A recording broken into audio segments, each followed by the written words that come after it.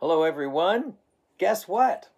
I've got a brand new book just out called, as you can see, The Highway and I, subtitled Tales from My 40-Year Romance with the Road. These are my road stories, and I've got a couple of Christmassy ones, so I thought I would read two of the stories from the book for you, and in the hopes that maybe in time for Christmas, you might consider putting one of these under your tree. So I'm going to read the preface first, and then read you two stories. Here's the deal. I've been a professional wandering minstrel for more than 40 years. Name a place. I've been there. All in all, I'm pleased to say that the money's been terrible, the driving has been endless, the food mediocre, the motels overpriced, and the glamorous lifestyle extremely overrated. I've loved every minute of it. I still can't sleep at night because I'm impatient to see what the next day brings, and because there's often a snoring bandmate in the next bed. There's always a story, an adventure, not a big rip-roaring adventure, a nice quirky little one, which is how I'm described in most of my reviews.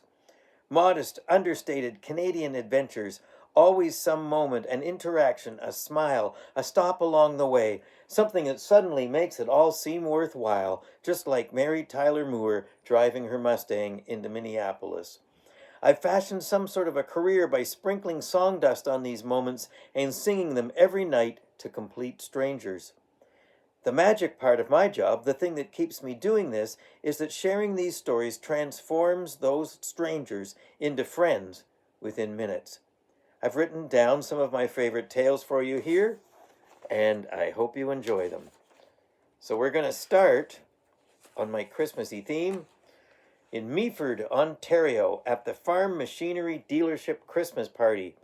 Yeah, I only take the glamour gigs.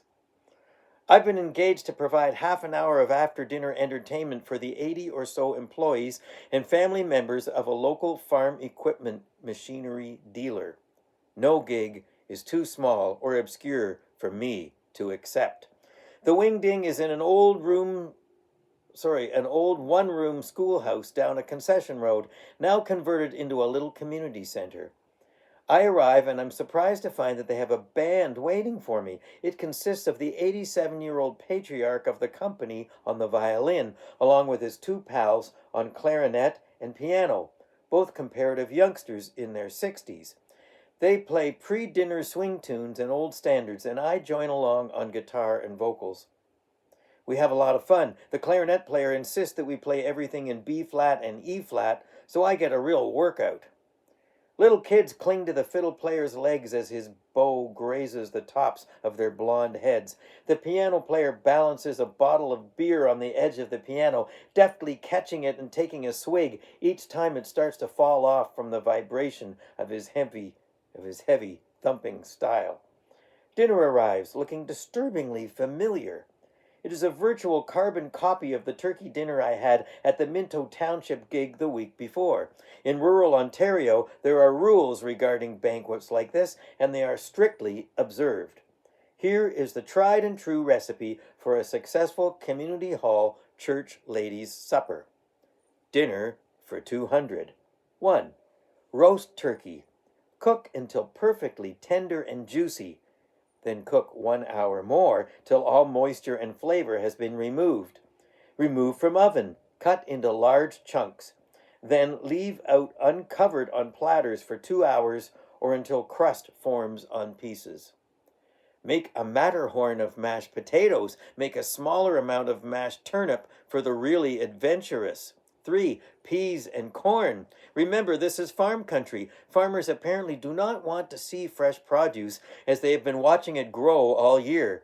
Dish out straight from the can only. Stuffing. Use only bread and celery. Do not use any seasoning.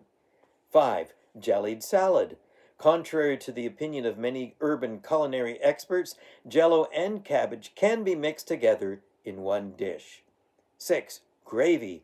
Serve in gravy boats as large as actual boats. Do not remove fat. No substitutions or additions, please. How to eat dinner. 1. Fill a plate to overflowing, cover entire surface with gravy, then cover gravy with salt. 2. Empty the entire plate in 5 minutes. And yet, there is something indescribably pleasing about this meal when it comes. There is a ritual blandness to it that is deeply comforting. The sameness of it all is oddly reassuring. This particular meal seems to have something special about it, though. It has been prepared by local farm wives who formed a small catering business a few years back when times were as tough as the chewy drumsticks they serve. The farm machinery employees wolf down their meals with proper smacks of appreciation, but the women diners are extra excited. Apparently the formula has been altered in some subtle, mysterious way that I, an alien, cannot detect. It's very innovative, says one lady. Very creative, marks another. Such imagination. The gals certainly have a flair for food. How did they dream this up? One wants to know. The secret eludes me. What was the slight variation that set their taste-deprived tongues wagging? There is a reason for eating the main course quickly. Everywhere this archetypical community supper is served, the ladies reserve their true genius for the pies. The pies are the complete opposite of the meal. It's always this way. They are perfection. Mince, pumpkin, cherry, apple, rhubarb, lemon meringue. All are prepared with a passion and commitment that has been absent till this moment. The pies are the real reason we are all there. The pies are what keeps rural society together.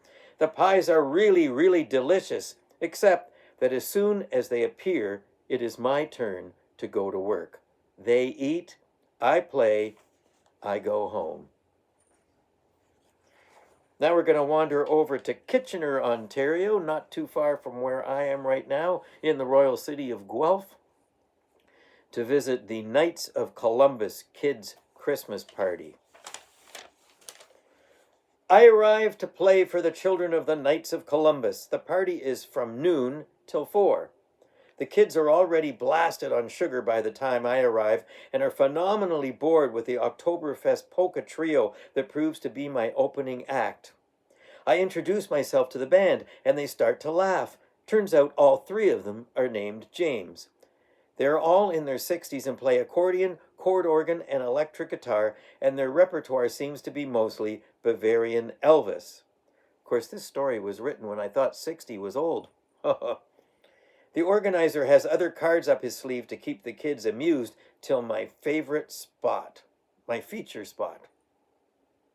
All 200 of them are issued with balloons in the shape of swords, perhaps in tribute to their standing as children of knights. War breaks out quickly, balloons breaking across the faces all over the room. The young warriors form raiding parties, charging the small weapon-free zone in the corner with devastating results, while the grown-up knights charge drinks to their tab at the bar. Never fear, says the organizer, I've got a clown that is going to calm them down before you go on. Yeah, right. Her zany antics only incite them to more violence. Their balloons all burst now. They turn to hurling popcorn and spilling pop as their next line of assault. Undaunted, the organizer plays his ace. He says to the kids, Okay, gather round and listen to the folk singer. After he's done, you'll all get your presents. The presents are stacked a mile high behind me. I am the only thing separating them from their goal. I am the enemy. Sensing my panic, he whispers to me, Don't worry, I have one more surprise. I've hired Bert and Ernie from Sesame Street to make a special appearance. I ask him when this dynamic duo was going to do their bit and what their act was. He says, they'll just walk around in their costumes while you are singing. The kids really like that. And so they do. Bert and Ernie are mobbed just after I launch into Santa Claus is Coming to Town, and the kids continue the adulation of their heroes right through my brief yet endless set. Some kids are able to use B&E as decoys to make sneak attacks on the presents behind me. I say to myself, James, just play until it looks like you've earned $300, but it feels like that after 10 minutes. I generously add another 15 minutes of fun to my completely ignored program. and finish just as I am overrun by the present-seeking hordes. I escape unnoticed in a hurricane of wrapping paper, vowing to never do something like that again. I have made that vow about 50 times now. There you go.